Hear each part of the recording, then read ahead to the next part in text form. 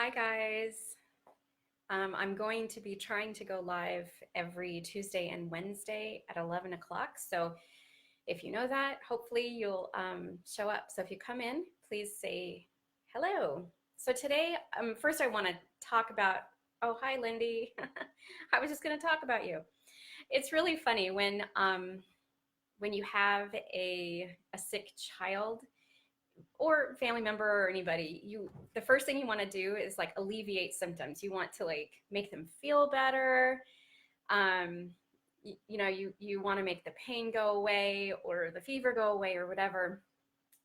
And it's that really isn't the best thing to do. And so when your child is sick and they're getting symptoms, those symptoms are, first of all, a way to keep them in bed.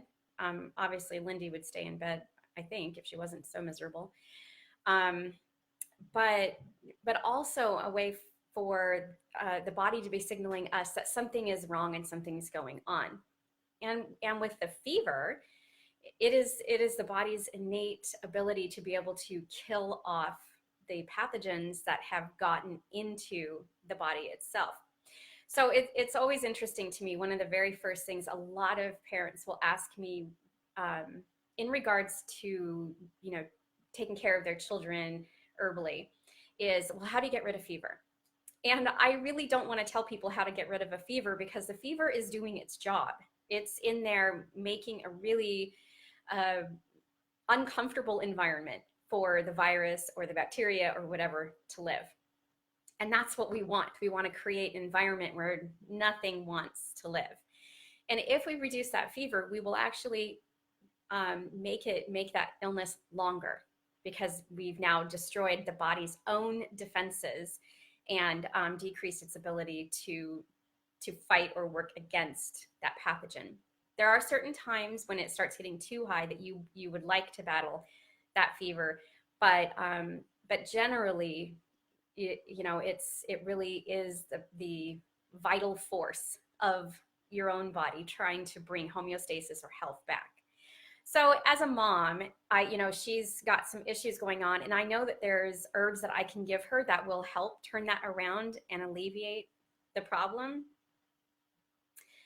Lost everybody for a second, but I don't want to do that, and we want to support the body. And so if you're dealing with nausea, then things like adding some ginger to their diet, or if there's a lot of stomach cramping, carminatives can help reduce some of the pain or cramping involved. But if the body has diarrhea, it's trying to get rid of stuff. It wants it out. Now, if the diarrhea prolongs or takes too long, then of course we can get some things to help reduce that, the body's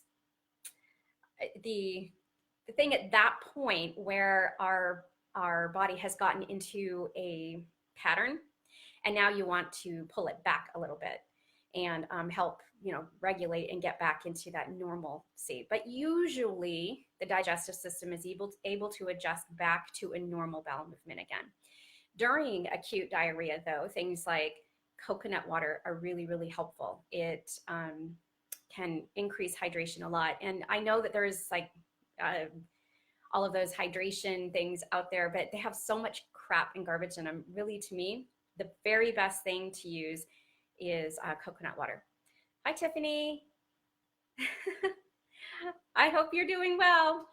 Okay, so I'm going to talk about burdock today. And what's funny is that it is a weed that you can get almost anywhere. So yes, I'm talking about growing it. And for me, the reason I want to grow burdock is because it is so freaking hard to get those roots out of the ground. Burdock is a wonderful, wonderful plant, but if you tell any farmer that, they're probably going to argue with you because they'll find burdock all over their fields out there. So let me tell you a little bit about it first, and then I'm going to give you some tips on how to grow burdock. Oh, good. I'm glad you're doing well. So burdock, first of all, its Latin name is Arctium lappa, and there's some fun history about the name and all of that, but I'm not going to go into that right now.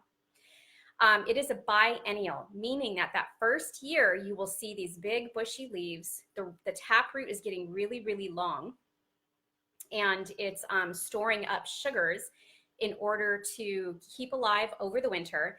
And then in the spring, by that time, the root has pretty much not shriveled down to nothing, but is pretty small and not that sugary, mucilaginous type of root anymore. So that second year, all of the energy goes into building this tall stalk with all these flowers. Now, if you have never seen burdock, or you think you haven't seen burdock, you may have seen it and not realized it. It has these beautiful purple flowers, but one of its main things that you can remember is when you walk by, it sticks to you. It is like these little balls of burr, and they are really, really tough to get off. You brush against it and you'll get all these tiny little sticker burrs, and they used to use them as buttons.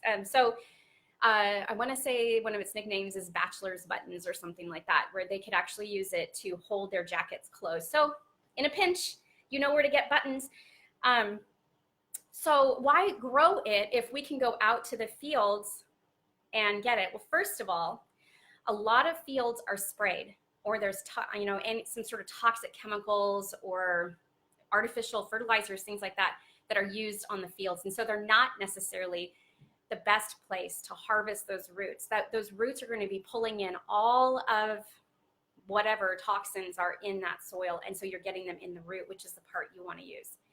So if you grow them yourself, you can, yes, nature's Velcro, exactly. And I think if I'm remembering my history right, this is one of the things I'll probably add in my free content stuff, but that was the inspiration for Velcro, actually, which is pretty cool.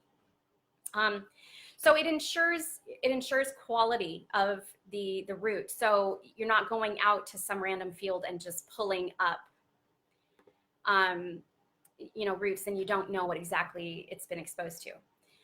Secondly, it's a lot easier to harvest when you know it's growing in your own garden, walking out and being able to find it, rather than having to go out to different fields or go out in the middle of your pastures or wherever else it's growing. So those are two really good reasons, in my opinion, to grow. But it's also fun. I mean, right? It's really nice being able to grow and have your own medicinal garden and your own nutritional garden, going out and harvesting these things in. And it's neat when people come over to be able to walk through and show them what things look like. And because you don't want to necessarily be walking all over the planet trying to show them different plants, they can walk in and go, oh, what's that crazy looking plant? Because they're really big leaves and they look pretty cool. So you can say, oh, that's burdock. Most people have heard of burdock, not everybody, but most people have, especially if they do any kind of herbalism, because it's a very popular plant. It is one of those tonics that is actually health building. It's called an alterative. And it goes in and kind of slowly alters the body. The eclectics used to use it as a blood cleanser, not that our blood ever gets dirty. So it's kind of a vague term, but sort of that health builder, and rejuvenates and just creates health again. So, okay, then I'm going to add one last thing why you would grow your own, because honestly, if you've never dug burdock root out of the place it prefers to grow, which is in usually compact fields and things like that, those roots are extremely hard to dig out. Like really, really hard. You're digging in this ground that's super tough, and then usually, unfortunately, the root breaks. And unfortunately, my garden is kind of that way right now, but we're building it up every year with more and more organic matter. So that then leads me to, how do you grow burdock? So first of all, it needs full sun. It really does. It always prefers that. Sorry, I've got something going on here. It prefers full sun, so choose places where you'll have full sun. Germination is quick, 8 to 10 days, and you can do it by seed. Collecting the seeds actually is easy. Just walk through somewhere that has burdock, and those little burrs will stick to you, and then you can open them up. Do it carefully because it can get in your eyes, so wear goggles. So they have these tiny little sticker things inside that can actually be very irritating to the eyes. So I think I've lost, I keep losing internet. or you can just buy the seeds in a packet. Plant them about 2 feet apart because they do get really large. The leaves are awesome to use as weed suppressors because they take up so much space, kind of like squash, you know, just those big giant leaves, and they keep the soil underneath a little moisture. They do prefer dry soil. So don't put them somewhere where there's going to be a lot of moisture or it's really clay, a lot of clay or mud. It needs to be just a little more, it has to be easy to drain. If you're trying to put it somewhere where there's, you know, compact, but it's like muddy, compact soil, it's not gonna grow well there. Choose somewhere sunny and a little more dry, which means it's super, super easy for you to grow because you're not going out there every day trying to water it and stuff. It prefers a little drier soil. Simple, right? The other thing that I'm going to recommend if you're going to plant it and you want that root to grow deep and good is to don't till, but dig down in the areas fairly deep that you're going to plant it. And you can add some more like humus, or some people do wood chips, sort of mixing it in with the soil to really make sure that it's soft. If it's not, hi Hannah. If that soil isn't like flexible enough and have enough airspace, the root is not going to grow as deep. And even if it does, getting it out again is going to be really, really hard. In Japan, they grow this regularly as food, and it's called gobo. So here it's burdock, and honestly, it's not really that popular to use as food, but it's highly, highly nutritious. So let me read to you a few things here. It's really high in fiber, and it has inulin, which is that prebiotic that feeds the good flora, the good bacteria that's in your gut. This is a really nice thing to add to like soups and things like that, and sautés. So high in inulin. Chromium, really high in iron and magnesium, high in vitamin A, zinc, thiamine, and silicon. Who knows what silicon is good for? Tell me if you know, because that's really awesome thing to add, especially as you're getting older and that amount reduces. Lindy, do you know? Because I know you know what silicon is good for. So anyway, like I said, that loose soil, and that will make it easy to get the root. When you need to go get the root is in the fall. Don't wait until it's spring, because by spring, all the sugars and stuff have gone out to help it survive over the winter, and now all its energy will be going into the flower parts. So in the fall, as the leaves are dying, get in there and dig that root out. And then you can have it. You can do several things with it. One, you can eat it fresh, and fresh, if used and made into a tea, or even eaten, can act as a diaphoretic, causing sweating and helping to detoxify and even help reduce fever by bringing it out to the surface rather than keeping it in. And that is kind of working with the body. Again, it's not like you're suppressing the fever, you're working with it and helping it to draw these things out to the surface. So it can work as that. It's a really strong diuretic, even dried. And then and like I said, it's an alterative. It's one of those things that is a tonic, and it just feeds your body. And so having 6 to 12 grams of dried root a day in a tea is a really, really healthy way to incorporate it into your diet. But if you're growing quite a few of them, then you've got some that you can use fresh, and you can saute them or use them as you would any other root vegetable, basically. And soups and stews is really a really good way to do that. And like I said, in Japan, they do this regularly. And if you go to Asian markets, you'll usually find gobo.